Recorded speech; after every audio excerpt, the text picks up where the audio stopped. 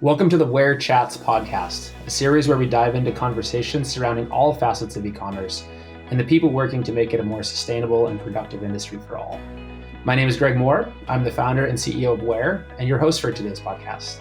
Size inclusivity has always been a topic in the fashion industry, yet the industry has been slow to adapt to the body shapes of today's consumer. Join us as we talk with Taylor Long, who went from plus-size fashion model to CEO and founder of Nomads, an inclusive swimwear line where all body shapes are celebrated. Hey everybody, my name is Greg Moore. I'm the CEO and co-founder of WAIR, and I'm here with Taylor Long today, who is the CEO and co-founder, or founder, exclusive founder yes. of Nomads. Taylor, how are you? I'm doing well. Happy to be here. Well, thanks for joining us today. I know we started working together a while ago now, and we have absolutely loved following the Nomad story. And which is inherently your story. So I was hoping we can start off and just tell me a bit more about yourself and how you came to the journey of launching your own brand. For sure. So as you mentioned, I'm Taylor Long, the founder, designer, and CEO of Nomad Swimwear. It's really interesting. The story of Nomads is one that is super organic. I studied design at the University of Cincinnati.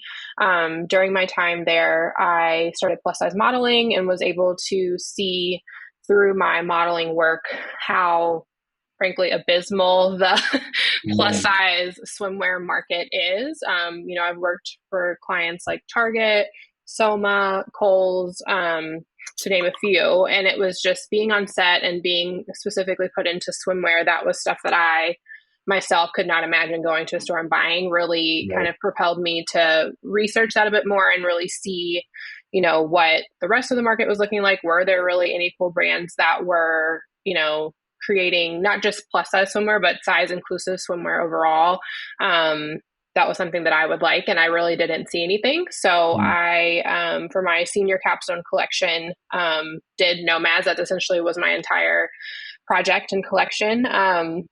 And it was throughout that process that I was getting a lot of feedback from peers and friends that were like, hey, if you were to make this, I would buy it. And I'm like, okay, I don't really know if I fully know all that goes into that. But I started researching and found factories before I had even graduated, and then went into development probably 2 months after graduation, and then launched the following year, mid-COVID, in July of 2020. So that had to be a trip. It was, yes. Now, did that help? Like, and when I say help, like, did it give you the time to sort of like build your business chops? Because you had a lot of design chops at the time. You kind of knew that process. But the business side of it sounds like was pretty new for you. So you kind of had to learn a whole bunch of that. Did that give you the time to do that? It did a little bit. I'll say, like, even still to this day, there's a lot of things I learned, like, in the moment. And I luckily am a quick learner, so that helps. But it was interesting because I think, especially when you go into it with a design background, that's so much of what you're focused on. And it's even to this day, there's still things that are like kind of out of my wheelhouse that I gladly will let someone else help me with that I, am not well versed into. But I will say, I think in terms of timing, that was helpful because initially we were supposed to launch in March of that year, and had that happened, sooner than what it was supposed to, it would have been, who's to say we'd even still be here today if we had launched on the onset of COVID. So timing wise, it actually worked out quite well, but definitely was not ideal. No, that makes sense. It's funny because, I run WAIR, and then the other business we have called Fit3D.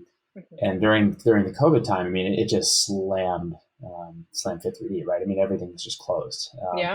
But it did really force us to kind of pull back and really understand what are the key drivers of the business such that we can then optimize on those.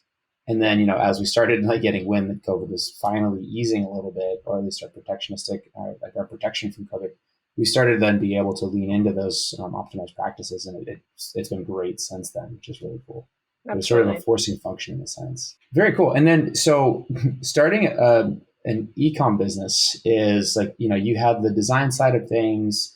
You had a lot of the factories set up. You knew you had a vision behind it, which I think is really cool. I see a lot of entrepreneurs now that really struggle with that. They're like, I want to start a business, but not necessarily a vision behind it, which is cool.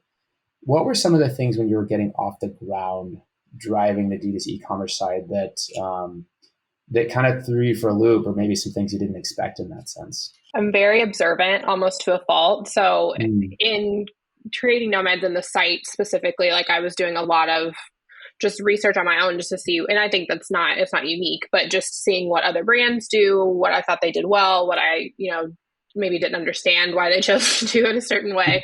But I think, understanding the customer journey and like how important that is, especially on a site, site speed, all those things. It's not something as a consumer that you're necessarily looking at, but then looking at it from a business owner perspective, it kind of put everything into a whole new lens. So I think really figuring that out and figuring out what worked best for us.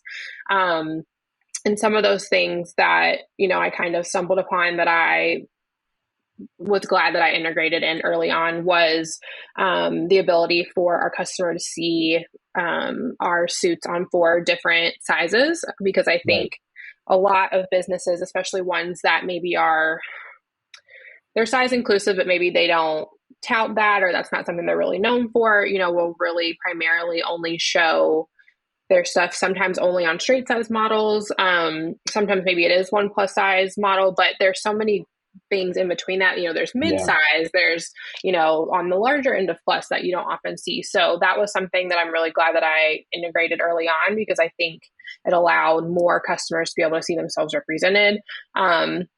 And then also too, I think, there's a lot of brands, especially more like designer swimwear brands, that solely rely on a size chart.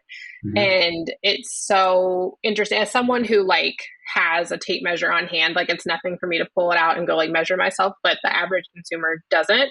So I think realizing how kind of fed up from what I have read, customers are with like traditional size charts, was very eye-opening for me, because it wasn't something that ever bothered me. So when you guys from WAIR reached out, it was kind of a perfect opportunity, because that was one of the things that we were dealing with the most was, the amount of returns or exchanges.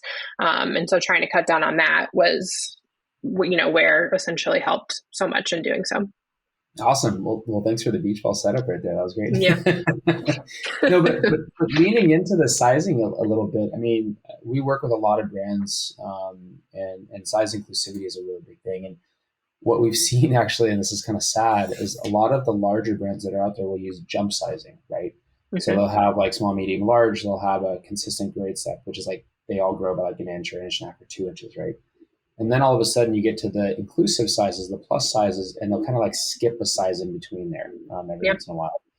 And I don't think you do that. I think you keep it pretty consistent. Can you talk to me a little bit about how you thought about that process? Yeah. So, it's interesting when I was doing, my research to see, because that was one of the questions I had, like, because I haven't always been plus size. Like primarily I was kind of on the larger end of straight size. I could always fit like an XL. But as I've, gotten older, I've gradually gone into more of the plus to be able to see things for myself. But at the time I wasn't. And so I think it was Good American that I saw that really, leaned into kind of that mid-size, they didn't go from like an XL to a 2X. Like there was really that important, I'm trying to think, because their sizing is a little bit different. They do like 1, 2, and so on. But it was something that they had done that I was like, oh, okay, that's really interesting. And then the more research I did into it, the more I saw like that kind of 14, 16 is often really left out of the conversation, because they're not quite small enough to fit into an XL, but they're definitely not big enough to fit into a 2X. So I was very adamant about doing, like our straight sizes are extra small to XL, and then that 1X is kind of the in between, and then we go into plus all the way up to 2X, 3X, 4X, 5X. Right. But we started with small to 4X, which even as a smaller brand, that still is a really vast size range. But after that first collection, we then extended to extra small to 5X. So it's pretty wild to carry that many sizes. Luckily, I haven't run into a lot of pushback from factories. Like rarely ever are we, from the different factories that I have already used since we launched, I think there's only been one out of the 3 that do a different like pricing for like plus sizes versus straight sizes, which has been good. But yeah, so it's very intentional to A, have that vast of a size range, and then B, to include that kind of in-betweeny size in there. Because I do think that is something that's often overlooked, and it's unfortunate because they're missing out on a whole, Totally. bunch of potential customers.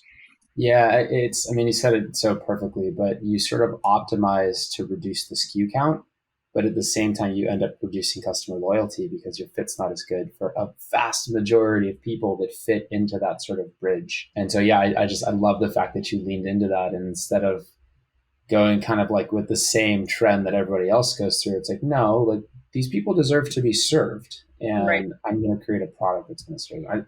I just think it's really cool. I love leaning into like entrepreneurs that understand that the value proposition can be different. Well, and I think too, another important point that I'm just realizing I didn't mention too is another thing I was super adamant about is making sure our stuff was true to size. I think for the plus consumer specifically, so often brands will say that they carry plus, but their, plus sizes aren't graded for plus. It's, the standard, 1.5, 2 inches between sizes. And that's one of the top complaints I see amongst even just, influencers who are talking about, brands that have launched plus and just different things. It's like so often brands will say they go up to a 3X and their 3X is like a 14. And it's like, well, no, you really don't. That's like that. Those don't correlate. So making sure that our stuff is as true to size as possible. And I think one of the main reasons that it is because I am like our sample size. And starting out, that was an XL. Now I'm, more of a 1X, but I think starting there as opposed to starting at an extra small, and then trying to get all the way to plus, it was a lot easier to go down and up than to go all the way up. So I think that's something that has made our sizing super true to size, and something that we get complimented on the most from customers. That's awesome. I love that. So going back a little bit, you talked about the tape measure, right? And as a designer, of course, you're going to have a tape measure. Do you find that people can measure their bodies appropriately, like accurately, if they are not used to anthropometrics or tape measuring their own bodies? Probably not. No, I think everybody's definition of like where things hit on their body, like, some person is going to think that their waist maybe is a little bit lower or higher, I'm sure there's not a ton of people that know the exact places that you're supposed to be looking. And I have seen that a lot of sites have the little sketch or example with, the picture, but I still think there's room for error. So, are they going to get that most accurate sizing based off of their own measurements? Probably not. And it's exactly like you said, right? Like if I were to measure my waist, if I go an inch down or an inch up from like what is the appropriate size, like it's an entirely different measurement. Right. So it's really interesting in that sense. But you mentioned you guys installed WAIR, and it's been absolutely great to work with you. So I know Trey and our team just love it. What were some of the reasons you talked about? Like you just were getting returns and getting exchanges, and you're like, this is all size related, I got to solve this problem. But like, what were some of the other reasons that you thought WAIR would be the right fit for your business as it was growing? Eliminating some of those steps that the customer would have to go through to figure out their size, like instead of them having to jump from the product page to then going to like a size guide page was one of the reasons. Like being able to have WAIR on the product page was like a very important point for me, because it was one less click that the customer was going to do, and we could potentially mitigate losing them throughout their journey. That was huge. But I think too, the quality of brands that you guys have, like that you all were able to show, I was like, oh, okay. But then for it to be something that even as a small business that I could like afford to do, because I think in showing those brands initially, I was like, there's no way that I can work this into the budget or like anything like that. But that was a huge selling point for me too, is that it was still something that was attainable. But in you guys working with such, established brands, it made us look, a lot more established probably than we are currently. It just is, it's different, but seeing like, Vineyard Vines or something like that, it really was, it was cool to see, but also just a testament to you guys that you guys are able to keep it affordable and, are open to working with small businesses. That was huge. One of the things we discussed really early is that we set on this journey to solve the problem, right? not just solve the problem for the people with the biggest pockets. And so when we did that, like we spent a tremendous amount of time on pricing, just making sure that there was direct ROI associated with every dollar that we got back so Yep. that everybody can then afford it, right? And like the tagline that we really lean into is like, we shouldn't even really hit an expense line. Like it should just be a piece of the additional profits that we're creating for the brand. So Right. it's great to hear that it was definitely affordable in that sense. But Yep. as you've leaned into some of the data on where how has it affected the business from either like a time to support or a conversion to returns process in a sense? It's cut down tremendously on the time because we're still so small that I still like am answering chats and those go to my phone like an email Mm-hmm. message, and so in being able to, and working with the team initially, this wasn't something that I had, but was able to create kind of a general link that I could say, and part of it too was me like learning how better to optimize our you know Mm-hmm. on-site chat and things like that. But as soon as a customer types in size or measurements or anything like that, they're immediately met with options where they can view the size chart if they want. Because I have found that some people have adverse reaction to taking a quiz of that nature. So I do still give them the option to view the size chart if they want. But then they can also take, it's recommended to take our, fit quiz, as I think is what I call it, and have the link to that. And that has helped tremendously. Like it's not like people have gone around that to be like, hey, I took this quiz, but I still want to ask you your Mm-hmm. opinion. Like it really has cut down on that a ton, which has helped me because That's I have awesome. like 5,000 other things that I need to do Yeah, in addition sure. to that, but that has helped a ton. But I think too, just in, us instilling like a level of trust within the customer, like I think in them kind of just taking away the guesswork and then being told based off of the information, that this is the size that they should get, it gives them a sense of confidence, Mm. and it definitely has cut down on our amount of returns or exchanges. And I do see like a direct correlation between the people who do use it and the people who don't, Mm. and how that relates to returns. So that's why I have some ideas for you later that we'll get to, as to how we can get those people. Sure. But That's awesome. Yeah, I mean, I think I was speaking with Jake from Treat. He runs like it's a resale in a sense. Like you can have secondhand stuff that comes back. I don't know if this is as much for swimwear, but we were talking about sustainability just like in general, right? mhm, And one of the things that gets left out of sustainability in a lot of cases is the cost of reverse logistics. And not only the cost to the brand, but also just the cost to the environment, right? The packaging, the transportation, CO2 yeah, emission, and everything else. So it's funny because we were talking about like, all right, what's like the sustainability playbook that people can just jump into now, right? Because I mhm, think when we say the word sustainability, we think about 5, 10 years down the road, like all these very in-depth strategies for how we need to get there. right. But is that an area that you guys have leaned into as well from the sustainability side of things, or are you kind of starting to get into that? Because we're starting to see a lot of consumers. I think like buying behaviors are changing based on Mhm. companies that are doing that. Funny you mentioned that. We are kind of revamping as we speak. I moved all of our production to a factory in LA. So we're going to be made stateside now, which is Awesome. going to help a ton in that area using primarily sustainable fabrics. We always used compostable mailers, but we've found, I found compostable shipping labels, compostable bikini liners, and Mm, recycled tags and all that. So we're really leaning into that. So yeah, cool. we're right on right on that trend. What are some of the things where, I mean, because you're going through this transition right now, what are some of the pieces of advice you can give to other brands that are looking to follow suit in that? I think even just from when I first started, there's like a lot more resources out there because I think too, it's really hard to weed through what is BS and what isn't because there's so much, like I think they're calling it Yeah. greenwashing now. Sure. And it's really difficult, but there are some really amazing partners out there, especially like on the packaging front. Like one that immediately comes to mind is called No Issue Co.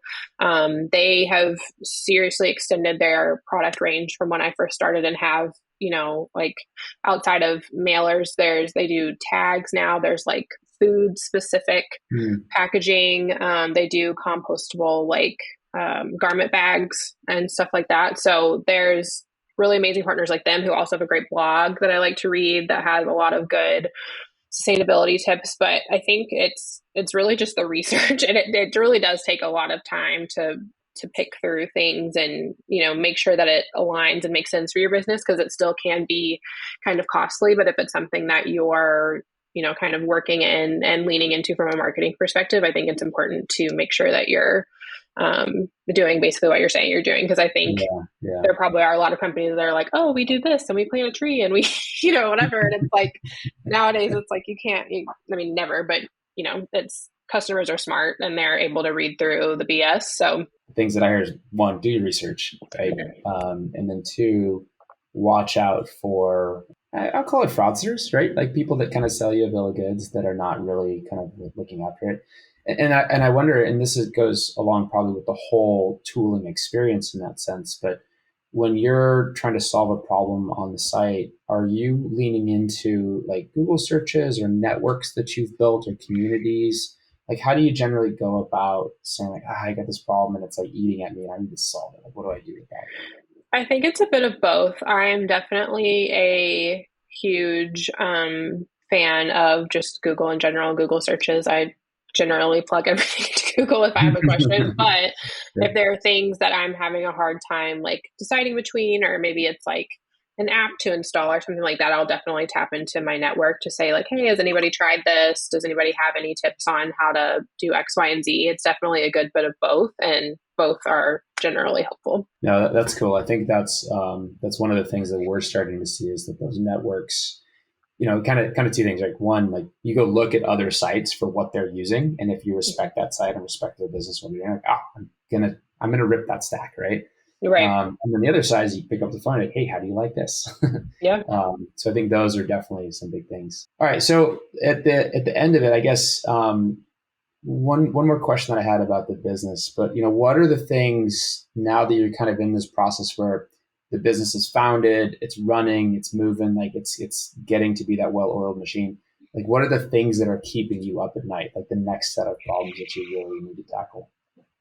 So one of the things that's keeping me up at night currently is that we are fine. So I think it's a two-pronged thing. So for us, since we are still so small and we do have such a large size range, and I'm a dummy who can't seem to do less than like 2 to 3 prints or colorways per collection. That's my own cross to bear.